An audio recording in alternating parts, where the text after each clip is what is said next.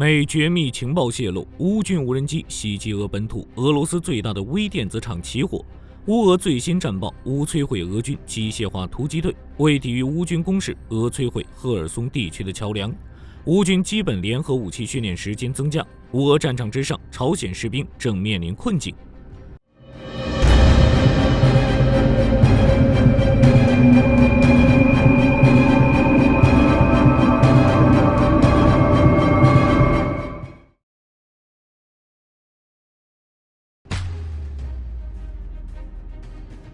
10月1日晚，伊朗向以色列发射大量弹道导弹。内塔尼亚胡称，伊朗将为此次袭击付出代价。按照以色列媒体之前流出的消息来看，以色列报复伊朗的时间大概定在了11月5日之前，并且为了防止全面战争，以军选择了打击伊朗的军事设施，而不是石油或核设施。美国媒体之前也报道称，以色列报复伊朗的计划已准备就绪，美国提供给以色列的萨德也已经抵达，以色列可以毫无顾忌地打击伊朗。只是就目前的情况来看，袭击伊朗的计划已经暴露。10月19日，美国 CNN 报道，有消息人士称，美国正在调查一起高度机密情报泄露事件，涉及以色列报复伊朗的计划。报道称，有账号在电报上发布了一些被标注为绝密的文件，且只能被美国及其五眼联盟盟友，也就是澳大利亚、加拿大、新西兰和英国查看。就这些被披露的信息来看，以色列似乎正在为打击伊朗做准备。其中一份由美国国家地理空间情报局编制的文件涉及以色列调动武器弹药。另一份来自美国国家安全局的文件显示，以色列空军进行的空对地导弹演习就是为打击伊朗做准备。按照 CNN 的报道，目前已经有知情人士证实这些文件的真实性。美国国家地理空间情报局与国防部都拒绝对此事进行评价。目前还不清楚这些文件是如何泄露的，唯一可以确定的是，美国官员正在审查谁有权访问这些文件。情报被泄露之后，以色列报复伊朗的时间或许会有所改变。乌俄战场方向，乌军无人机袭击俄微电子厂，伊斯坎德尔导弹与铠甲防空系统的生产受限。10月19日夜间，乌军对俄罗斯布良斯克州克雷姆尼伊艾微电子厂发动无人机袭击，该厂至少发生一次爆炸并燃起大火。布良斯克州州长亚历山大·博格马兹声称，无人机袭击导致一栋非住宅建筑的起火。克雷姆尼伊艾属于俄罗斯最大的微电子工厂之一，在2017年，该公司94%的产品都是为满足俄罗斯国防部的需求而生产的，比如伊斯坎德尔导弹与铠甲防空系统就会用到该公司的产品，雷达、电子战系统和无人机也是如此，即使短暂停业也会影响到俄军武器的生产。乌军对俄本土的打击从未停止。俄罗斯国防部声称，10月19日夜间，其防空系统在布良斯克上空击落13架乌军无人机，在比尔哥罗德上空击落6架，在罗斯托夫上空击落2架，在比尔哥罗德上空击落了1架。具体损失俄罗斯自己知晓。通过无人机打击俄罗斯的军事资产、炼油厂和工业设施，可以在一定程度上影响乌俄战争的走向。乌俄战场之上，乌军取得了新进展。霍尔斯克方向，10月19日，乌军在列昂尼多奥与柳比莫夫卡对俄军发起反击，并在格鲁什科夫斯基区以西的乔特基诺发起了跨边界的有限进攻。库皮扬斯克方向，乌军击退了俄军对克鲁格利亚基夫卡发动的增援连级机械化突击，并摧毁了8辆俄罗斯装甲车和3辆坦克，损坏了另外6辆装甲车。俄军攻击克鲁格利亚基夫卡的目的大概率是想在奥斯基尔河上建立新的立足点，从而向库皮扬斯克、赫鲁什基夫卡以及赫鲁利亚基夫卡以南的乌军施压。最近的时候，俄军距离奥斯基尔河仅数米之遥，只能说俄军有些想当然了。西韦尔斯克方向，乌俄双方都没有进攻行动。有消息人士称，西韦尔斯克方向的天气使得乌军的无人机攻势大打折扣，俄军也无法发动地面进攻。托列茨克方向，10月19日，乌军在谢尔比尼夫卡南部击退了一个由4辆步兵战车组成的俄罗斯排级机械化突击队。乌克兰甘斯克集团军发言人阿纳斯塔西亚·波博夫尼科娃少校表示，在托列茨克附近行动的俄罗斯摩托化步枪旅由于装备陈旧的原因，很少使用装甲车。与俄罗斯的空降部队相比，这些部队的装备也比较差。只能在火炮、迫击炮与无人机的掩护下，以小规模群体发起攻击，并在托列茨克的建筑物中寻找掩体。只能说，俄罗斯注定无法实现这个目标。长时间的战斗使得托列茨克的建筑几乎被完全摧毁，在无人机的打击下，没有装甲车的俄军只能是靶子。顿涅茨克方向10月19日的地理定位录像显示，乌军在马克西米利亚尼夫卡以南击退了俄军由3辆装甲车和2辆坦克组成的增援排级机械化突击。此前，乌军还在该地区附近击退了俄罗斯营级规模的机械化突击。战争研究所认为，由于季节性雨季导致地面泥泞条件即将到来，而俄军想要在此之前尽可能的取得优势，于是加强了对顿涅茨克西部的攻击。对于这种情况，霍利军只能说尽管来一队打一队，来2队那就双杀。赫尔松方向，为了抵御乌军的攻势，俄军主动炸毁了奥列什基上方的桥梁。阿特什游击队声称，俄军摧毁了赫尔松地区康卡河上的一座桥梁，这可能与乌军在赫尔松地区即将发起的进攻有关。俄军第61海军步兵旅曾表示，之前收到乌军发动进攻的情报信息，康卡河附近15公里的单位都已处于全面戒备状态。乌军的进攻行动暴露，也在一定程度上证明之前所说的大约1000名俄军特工向第聂伯河移动的信息。之前火力军提到，朝鲜1.2万名士兵要在乌俄战场充当俄军炮灰。从战术和风格上看，朝鲜军队的装备、编制、战术几乎与俄罗斯一样，都传承于苏联，比较喜欢以坦克和炮兵火力发起正面突击，辅以侧翼部队进行两翼攻击。另外，还会有精锐突击部队向敌人后方进行穿插作战。甚至现在，朝鲜军队的作战条例还是翻译的苏联条例。在作战武器方面，朝鲜也是清一色的苏制装备，不需要太长时间的磨合，或者说不需要磨合都可以使用俄制武器。毕竟特55、特62这些老古董也是朝鲜陆军的主力。不过即使如此，这些朝鲜士兵也面临一定的困境。目前最大的问题就是作战经验与地形。虽说这些朝鲜士兵的训练时间比俄军那些拿来当炮灰的动员兵更长，但是朝鲜是多山国家，陆军训练主要以山地战为主，而乌俄战场则是平原地带，隐蔽非常困难，这些士兵很难短时间内扭转作战思想。其次，乌俄战场的攻势以无人机为主，而朝鲜士兵没有这方面的作战经验。如果俄军高级军官指挥不当，结局只有充当炮灰。乌克兰武装部队总参谋部理论和培训总局副局长叶夫恩·梅泽维金在基辅的简报会上表示，想要提高士兵的培训质量，最直接的办法就是增加基本联合武器训练的条件。目前，乌克兰武装部队4个训练中心的基本联合武器训练的持续时间从30天增加到了1.5个月，大约500名士兵参与了这项实验。梅泽维金称，基本联合武器训练包括学习使用无人机和电子战和侦察、战壕手段的基础知识，加强战术和火力训练，以及前线的生存技能。针对寒冷的冬季，乌军的确有必要增加这一训练。这个消息其实早就有爆料了。9月15日的时候，乌克兰武装部队总司令希尔斯基就宣布，将于2024年10月至11月启动一个项目，以延长基本联合武器训练的期限。不过，当前的延长训练时间只能算是一个试点。乌军将于12月分析优劣，之后决定是否将这种做法扩展到其他训练中心。10月20日，乌克兰对外宣称，使用无人机袭击了位于俄罗斯夏诺夫格罗德州吉尔任斯克市的斯维尔德洛夫工厂。该工厂是俄罗斯军工联合体的一部分，主要生产炮弹、航空炸弹和防空导弹等。随后，夏诺夫格罗德州州长回应了此消息，不过其只表示乌克兰使用无人机对该州吉尔任斯克市一个工业区发动袭击，并未明说是乌克兰提到的斯维尔德洛夫工厂。根据自由时报10月20日报道，美国空客防务与太空公司正为美国陆战队研发一款无人驾驶直升机 UH-72， 旨在用来执行特定的运输任务。按照空客的说法， UH-72 采用完全自主飞行模式，因此无需设置驾驶舱，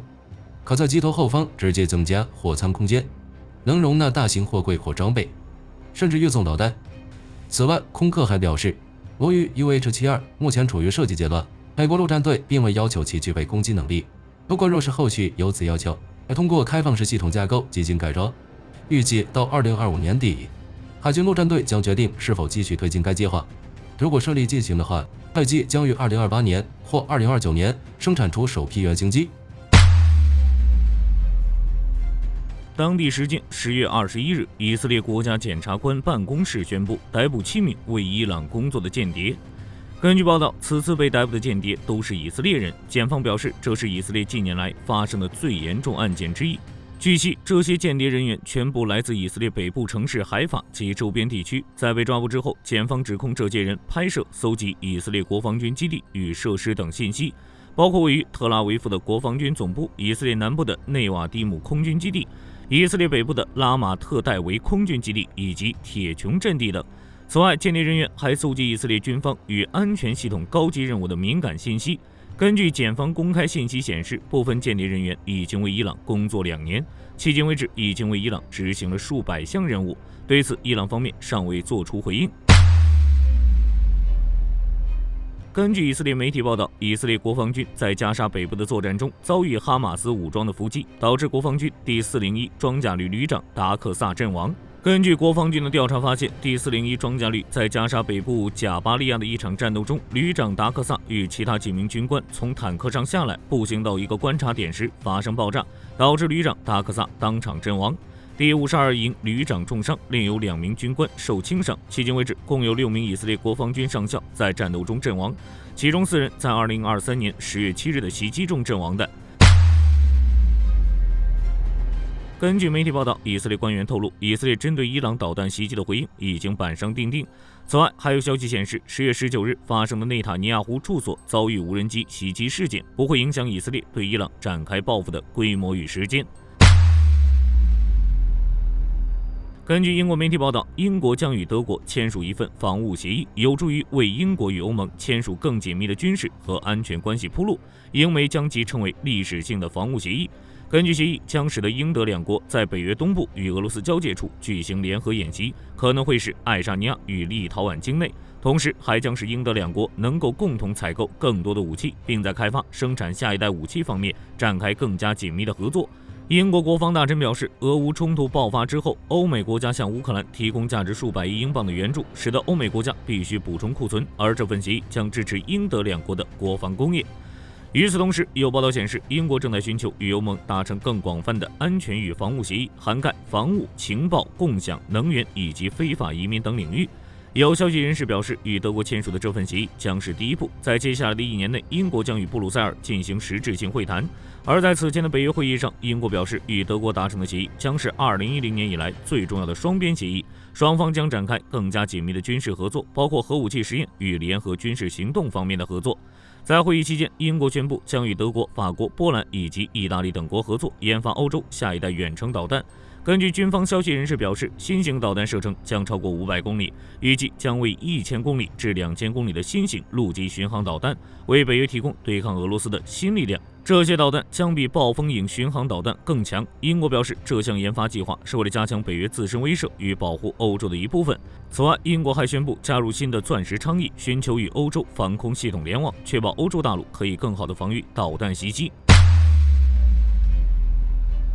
根据媒体报道，10月21日，日本海上自卫队出云级直升机护卫舰加贺号在完成第一次改装工程之后，前往美国，并于日本时间21日上午完成 F-35B 隐身舰载机的着舰测试。日本海上自卫队表示，此次测试得到了美国海军与海军陆战队的协助，使用美军装备的 F-35B 战机在加贺号上进行起降测试。另外，还将确认使用升降机将舰载机停放机库的步骤，同时确保在加油、维修以及停放时不会妨碍其他设备等情况。根据日本媒体报道，此次测试将持续到11月中旬，期间还将进行 F-35B 在加贺号起飞的测试。为让加贺号能够起降 F-35B 战机，日本防卫省将会进行2次大规模改装工程，因此在加贺号完成测试之后，将展开针对内部空间的第2次改装工程，预计将在几年后完工。而同为出云级直升机护卫舰的出云号，此前就已经完成了第1阶段改装工程，并在2021年完成 F-35B 的起降测试。